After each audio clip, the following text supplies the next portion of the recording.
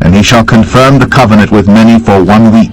We're teetering on the brink of World War III. Ukraine's air assault has reportedly injured a North Korean general and killed a number of the more than 10,000 North Korean troops. Moscow is furious over Western discussions regarding potential nuclear armament for Ukraine. Now they've got the Houthi rebels fighting there. They got the North Koreans fighting there.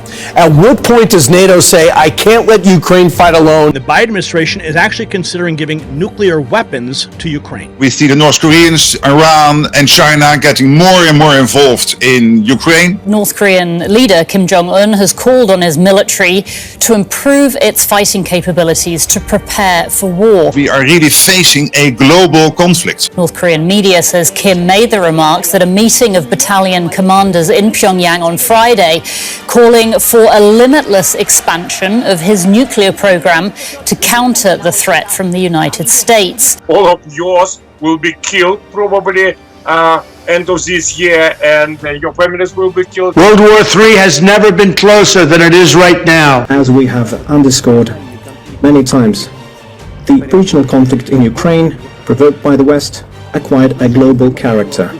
I am the president who delivers peace, and it's peace through strength. We have to make sure that the deal being struck is a good deal. And he shall confirm the covenant with many for 1 week. And in the midst of the week, he shall cause the sacrifice and the oblation to cease, and for the overspreading of abominations he shall make it desolate, even until the consummation, and that determined shall be poured upon the desolate. The earth mourns, verse 4, and fades away. The world languishes and fades away. The haughty people of the earth languish. The earth is also defiled under its inhabitants, because they've transgressed the laws, they've changed the ordinance and broken the everlasting covenant. Therefore the curse has devoured the earth, and those who dwell in it are desolate. Therefore the inhabitants of the earth are burned, and few men are left. Israel's ceasefire with Iran-backed Hezbollah going into effect at 4 a.m. local time. Israel's security cabinet is signing off on the deal brokered by the U.S. and France yesterday. This agreement includes a 60-day pause in fighting. It requires Hezbollah to end its armed presence in southern Lebanon, where the Lebanese army will take control.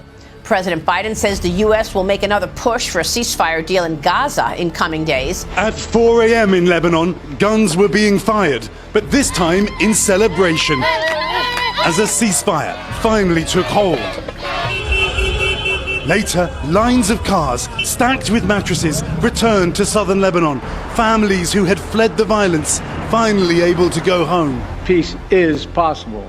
We'll see if the ceasefire holds. Hezbollah is notorious for violating deals. One of the reasons Israel even went in there is because Hezbollah violated a previous resolution in 2006 where they promised to clear that same area south of the Litani from any armed personnel or weapons, which they clearly didn't do. And plus, Hezbollah still answers to Iran, so only time will tell if the ceasefire is going to hold. Earlier, the Hamas said it was committed to cooperating with any efforts to secure a ceasefire in Gaza, where the group has been battling Israeli forces for more than a year.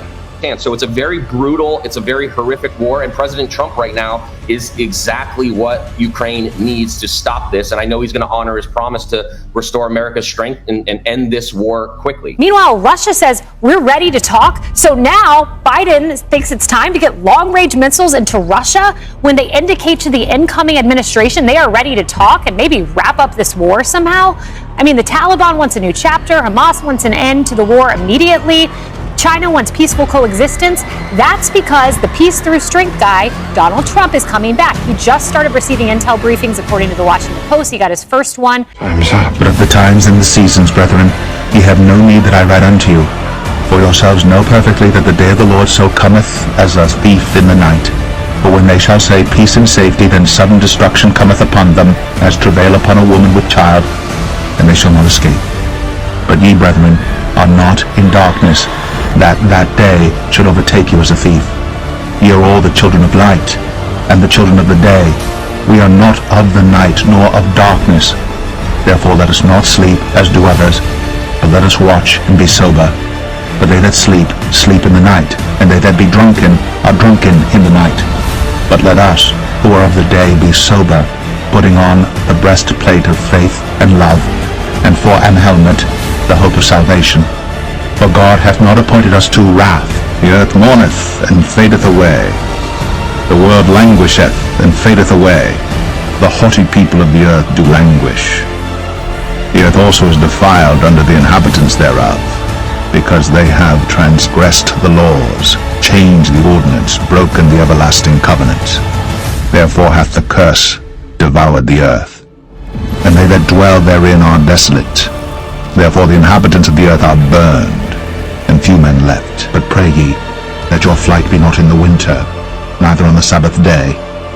For then shall be great tribulation, such as was not since the beginning of the world to this time, no, nor ever shall be. The day of thy watchman and thy visitation cometh. Now shall be their perplexity, and he shall confirm the covenant with many for 1 week.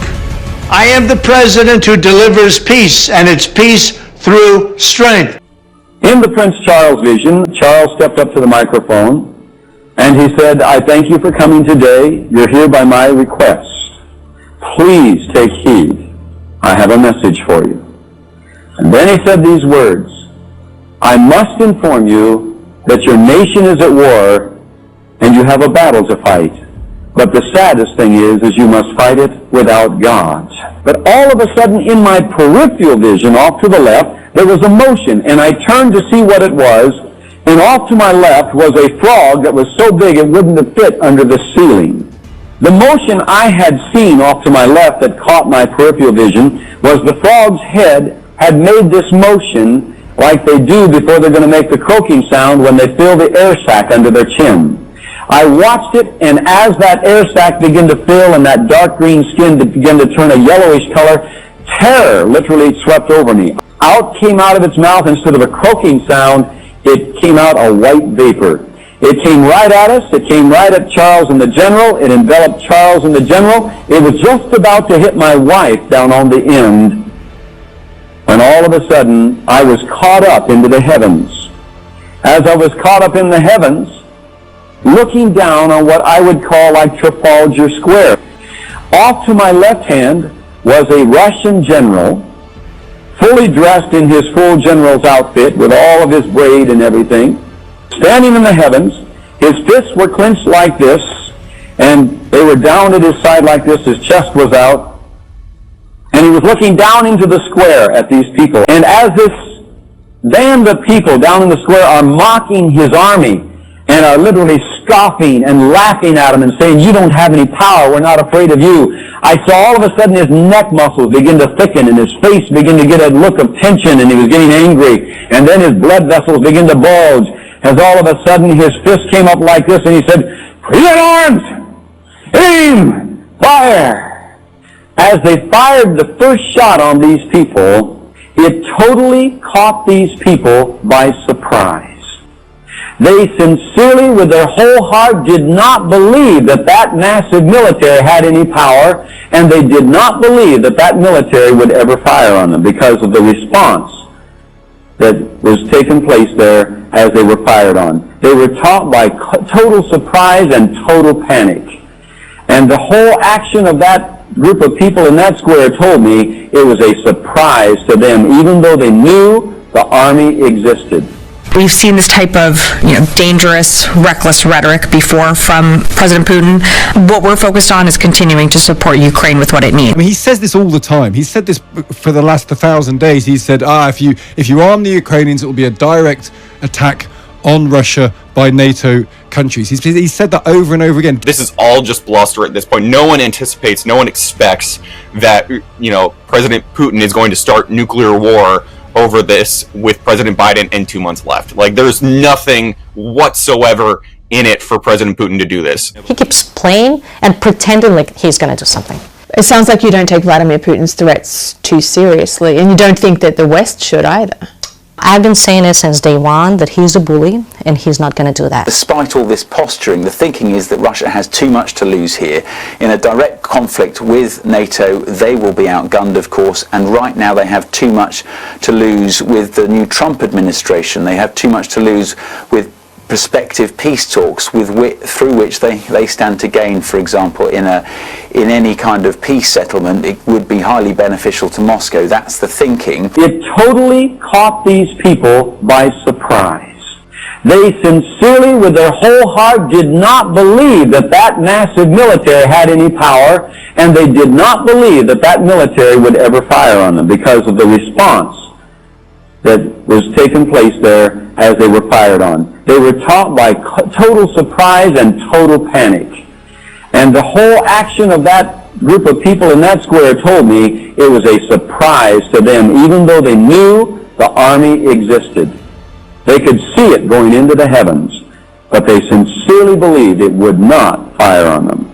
Is that a lot of people they don't understand the ramifications of this action, because they see, because I see it on American Western media all the time, to where you say, oh, Putin said he would do this, all these red lines were crossed with the tanks, and with the artillery systems, and then with the air defense systems, and then with the HIMARS, etc., and then nothing ever happened. Now, it's important to understand, we interpreted those red lines. We said they were red lines. Russia didn't. They have said this one, though. They did say long-range missiles was a red line. That's a different situation here. But the view in America is, well, they never did anything after these, so they never will. And so they just kind of disconnect their mind, and they think, well, just a couple of months before Trump comes in, they're just trying to mess up the groundwork, whatever. They don't understand the significance of this. North Korean media says Kim made the remarks at a meeting of battalion commanders in Pyongyang on Friday, calling for a limitless expansion of his nuclear program to counter the threat from the United States. And I'm looking at these troops, and all of a sudden I begin to realize these are Chinese. What are they doing here?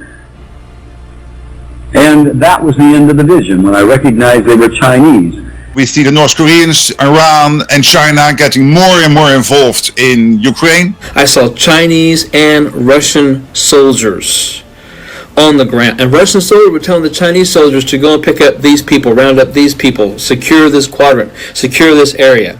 I saw China and Russia coming into the United States of America. And I'm looking at these troops, and all of a sudden I begin to realize these are Chinese. What are they doing here? Little France, Britain, and United States made very big step, even jump to the nuclear war and catastrophic destroying all human mind. All of yours will be killed probably end of this year, and your families will be killed and so on. And it's hang on. So are you saying that the Ukraine? Yes, hang on. So I just want to be clear, Sergey, what you're saying there. The decision by Biden to authorize long-range weapons for Ukraine will lead to nuclear war. Yes, exactly. And so now we have poked the bear. 62 days until Inauguration Day. Biden decides to do what he could have done 999 days ago when this started. The reality is Finland and Sweden are telling their citizens now to prepare for nuclear war, and that seems incredibly hyperbolic. Or is reality truly there, right over a fine line? Is that where we really are? It is where we are. Technically, to target these rocket missiles, you need to have a satellite group and a very good map of the Russian territory. And to target those rocket missiles should be satellite group. Ukrainian army has no satellite group. So what kind of satellite group will be used for the target on these rocket missiles? What? Can you say the answer? The only answer, American, British, and French.